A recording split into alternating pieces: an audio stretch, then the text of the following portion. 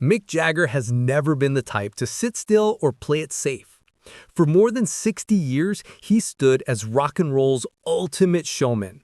The man who taught a generation how to move, how to rebel, and how to feel dangerous, simply by watching him perform.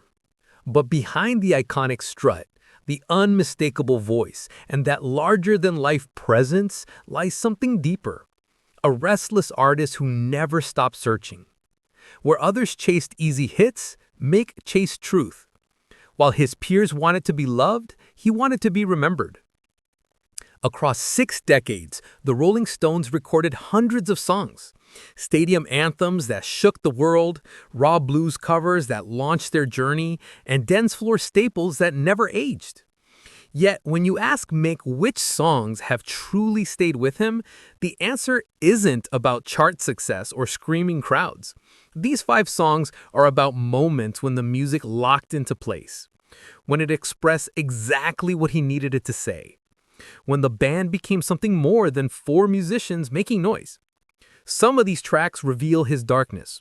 Others shine a light on his softer side. Together, they capture the restless spirit that made him impossible to ignore, the voice that could move mountains, and the mind that never stopped moving. These are Mick Jagger's 5 favorite songs, the ones that shaped him into who he is. 5. Gimme Shelter. Some songs warn you about what's coming. This one sounded like it had already seen the future. Gimme Shelter wasn't written for the dance floor or the radio. It was written for the end of the world. And in 1969, it felt like the world really was coming apart. The Vietnam War was ripping America in two. The hippie dream was crumbling, and Mick was watching it all from his window in London. Keith Richards' guitar came first, a haunting, repetitive riff, almost like a funeral march slowed down. But it was Mick's voice that turned it into prophecy, raw, urgent, like a man pleading with humanity before it was too late.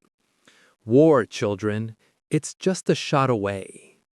He wasn't singing about distant battlefields. He was singing about violence in the streets, on the news, and in people's eyes. Then came Mary Clean, a session singer who showed up at Olympic Studios late at night, pregnant, still in curlers, wondering what these rock stars wanted at such an hour. But when she sang rape, murder, it's just a shot away, her voice cracked on the high note, not from weakness, but from raw power. Everyone in the room froze. I got chills, Mick later recalled. They all knew they'd never hear anything like it again. This wasn't just backing vocals. It was 2 souls calling out the truth, the terrifying kind of truth most people didn't want to hear. The song became more than music. It became a warning, a soundtrack to war, protest, and unrest, echoing every time the world felt unsafe.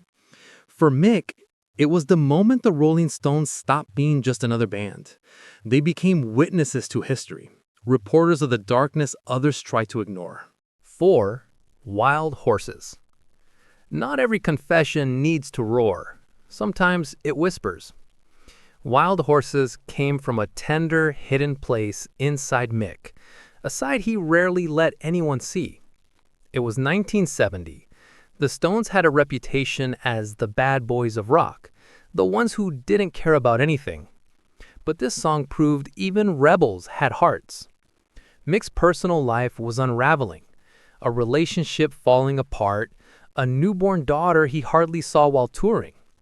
The life he had chosen was dragging him away from the life he wanted. Wild horses couldn't drag me away, he sang, but deep down he knew the horses already had. Graham Parsons was close to the band at the time, teaching them the beauty of country music, heartbreak wrapped in simplicity.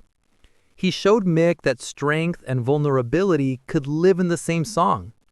Keith played acoustic guitar softly, almost delicately, as if afraid of breaking something fragile. I wrote it sitting on the floor, just me and an acoustic guitar, trying to figure out what I really felt. No posturing, no strut, just a man admitting he wasn't as strong as everyone thought.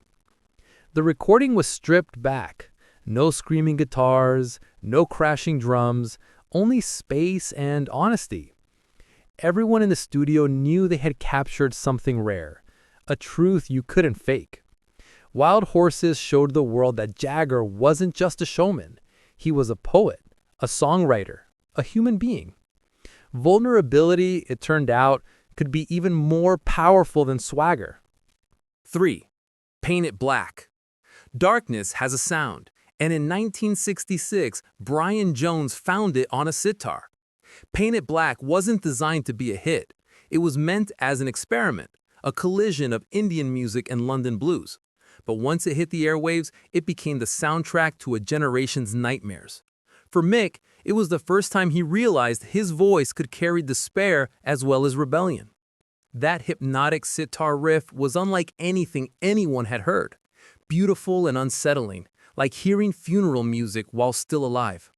Mick's lyrics came from a place he usually avoided: depression, grief, emptiness. I see a red door and I want it painted black. He sang like a man trapped inside himself, desperate to escape but unable to find the exit. His voice cracked, not from poor technique, but from emotion that couldn't be contained. I was going through something, Mick admitted years later. The song just came out of me like bleeding. It wasn't about love, sex, or fame.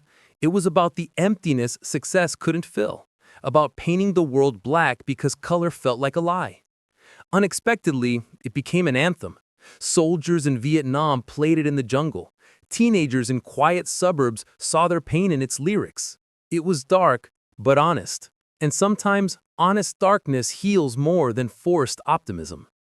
Paint It Black taught Mick that his voice could be medicine, not just entertainment, that sometimes admitting everything is broken is the first step to feeling whole. 2. You can't always get what you want. Wisdom doesn't always come dressed in philosophy books. Sometimes it comes in a rock song. Mick was already rich, famous, adored, but something was still missing. That truth struck him one sleepless night. A few words popped into his head. You can't always get what you want. 3 minutes later, it became one of the greatest lessons he ever wrote. The song opened with the London Bach Choir, their angelic voices setting a sacred tone. Then came Al Cooper's French horn, weaving like a quiet prayer. It was 1968. The world was screaming for revolution, demanding everything right now. But Mick had learned the hard truth. Getting what you want doesn't always make you happy. And maybe, just maybe, that wasn't such a bad thing. I was thinking about my own life, he later said. All the things I thought I needed, and how empty they felt when I finally got them. The Stones had built their reputation on indulgence, sex, drugs, and no limits. But this song flipped the script. It suggested maybe the chase was better than the catch. Maybe the universe knew better than we did. The sessions felt like church, quiet, reverent, as if everyone knew they were touching something sacred. Mick had been listening to gospel choirs, amazed by how they turned pain into joy. He wanted that same transformation. Disappointment turned into hope. The line, "But if you try sometimes, you just might find you get what you need," became Mick's philosophy. A reminder that life doesn't always give us what we want, but it gives us what we're meant to have. 1. Midnight Rambler. Some singers play a role. Mick Jagger became one. Midnight Rambler wasn't just a song, it was a possession.